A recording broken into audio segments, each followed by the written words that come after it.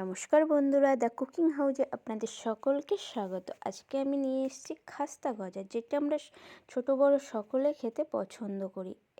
চলুন রেসিপিটি শুরু করা যাক। এখানে আমি 1 কাপ ময়দা নিয়েছি, তাতে 4 ভাগের 1 ভাগ বেকিং সোডা আর ঘি দিয়ে ভালো করে মিশিয়ে তারপর জল দিয়ে একটা ডো বানিয়ে নিয়েছি ময়দাটা মেখে। এরপর আমি চিনির শিরা বানিয়ে নেব 1 কাপ চিনি আর 1 কাপ জল দিয়ে ভালো করে ফুটিয়ে এখানে আমি 1 চামচ ভিনিগার মিশিয়ে দেব।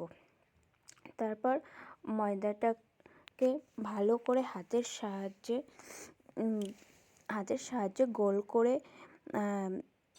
গোল করে বেলে নেব। তারপর চাকু দিয়ে এটাকে 4টে লেয়ার তৈরি করে নেব।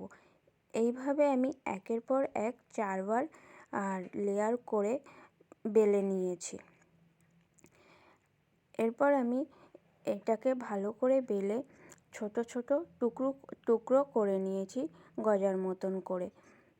আমি এখানে ছোট টুকরো করেছি, আপনারা চাইলে আরও একটু বড় করতে পারেন।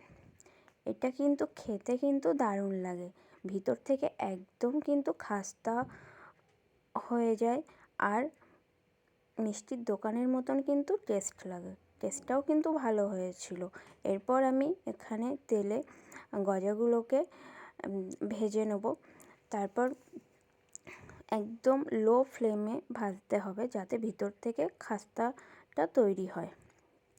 এরপর আগে থেকে বানিয়ে রাখা চিনির শিরাতে আমি এগুলোকে এদিক ওদিক করে ডুবিয়ে তুলে নেব। যদি ভালো লাগে রেসিপিটা, প্লিজ একটা লাইক শেয়ার করবেন।